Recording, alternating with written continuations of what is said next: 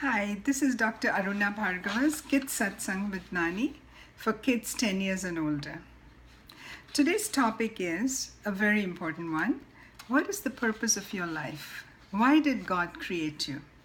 So let us begin as we always do with our mantra, asking God or Bhagwanji to take us from the darkness of ignorance to the light of knowledge. And this mantra is in Sanskrit, so please repeat after me, okay?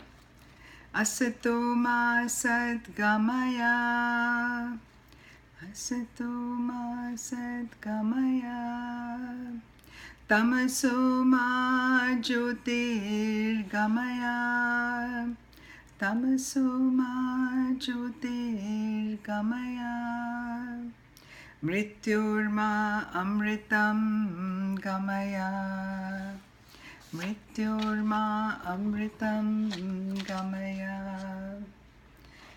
Okay, kids, as I said, today's topic is why did God create you and what is the purpose of your life? Okay, you are big kids now and therefore are able to understand today's topic, which is a little deep.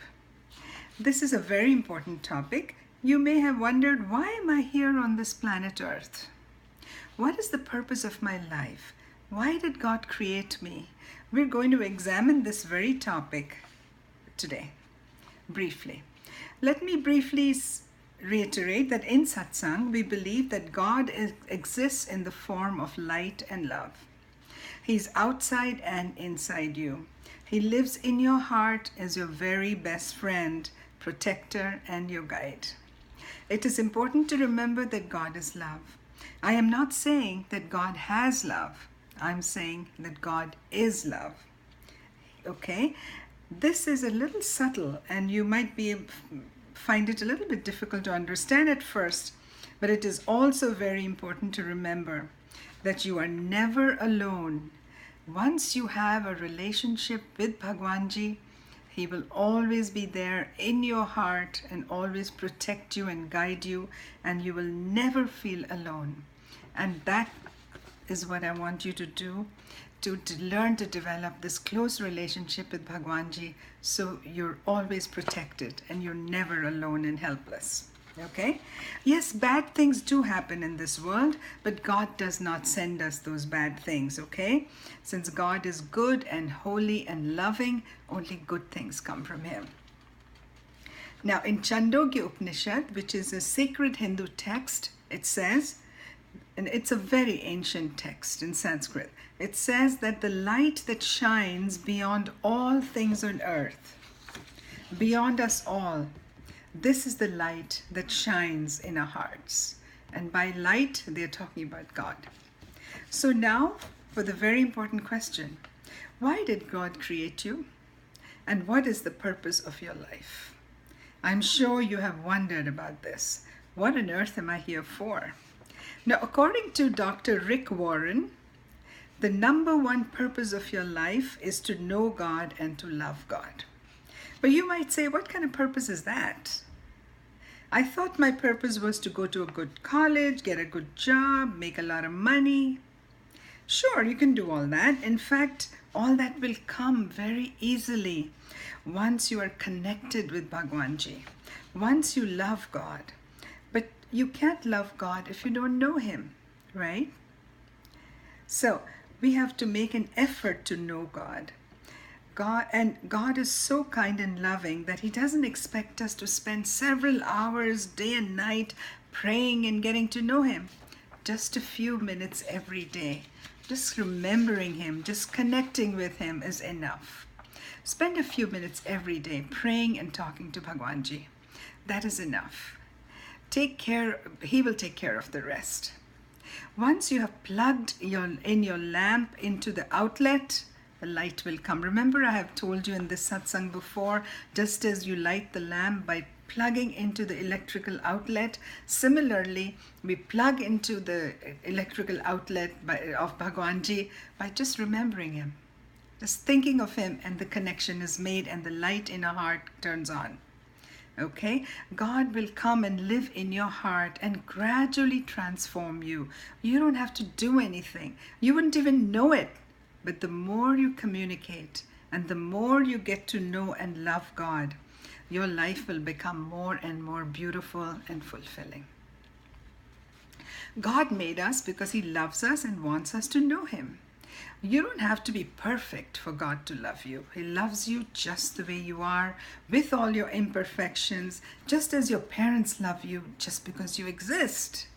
You know, parents just enjoy watching their children play or do whatever they're doing, and they just love them just because they exist. And it's the same thing with God. But even though God created us all, we have a choice. We can either accept Him and invite Him to enter and live in our heart, or we can decide that, oh, I don't believe in God, I don't need God, and reject Him. God gives us that choice. He will help and guide and protect us only if we accept Him. If we decide, I don't need God, I can take care of myself, He will step back and let you take care of yourself. But such people often experience a big hole in the soul, and then they try to fill this hole by alcohol and drugs. But you know what? That hole can never be filled by anything, because that is meant for Bhagwanji.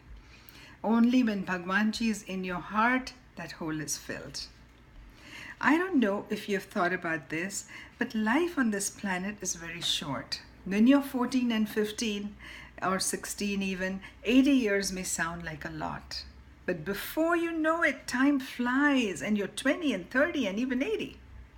At some point, we all die. So life on this earth is temporary. The heart will stop and the body will die. But we don't die. What do I mean by that? We are made to live forever because we're not this body. We are the soul, or Atma, right? Atma, or the soul, lives forever. Now, we may go to the other side. Like in the West, they say go to the other side. In Hinduism, we say you leave the body and you go to Swarg or Nark. Swarg translates in English as heaven, and Nark is hell. Now, there is a little difference. Now, in Christianity, people believe that those who believe in Jesus will go and live in heaven forever. And those who don't, or who are evil, will live in hell forever. Hinduism, that believes in the law of karma, believe that you will go and, according to your karmas, after death, the soul will go and live in Swarg or heaven for a short while and then reincarnate and come back to earth. If you're a bad person, you'll live in Nark or hell for a short time and come back again on this earth. So you get a second chance to continue. So now, if we want to go to heaven for a short time or a long time, and we will certainly meet God or Bhagwanji face to face over there, we must learn to know Him and love Him and develop a relationship with Him, right? So this earth is like a school where we have come to learn from our mistakes and from our problems and get us ready for heaven. The biggest lesson for us to learn on this planet is to love. Love others, love Bhagwanji, and we begin by learning to love Bhagwanji. Isn't it interesting that we know all about sports, who won which match and what the score was, and all about politics and candidates, and we know all about the personal lives of celebrities, but when it comes to the most important person in our lives, God or Bhagwanji, we don't know much about Him.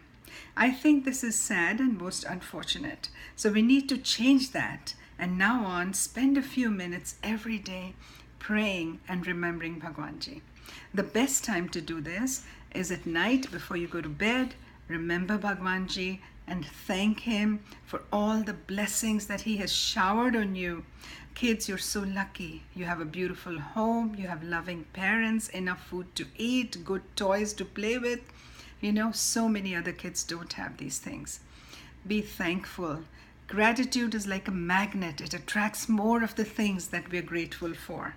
So remember, before going to bed, thank Bhagwanji for all His blessings. And when you wake up in the morning, first thing in the morning, remember Bhagwanji and ask Him to be with you all day, protect you and guide you. Okay, that's all for today. And I love you. And namaste, kids. Everybody say namaste, Nani. And I'll see you next week. Bye.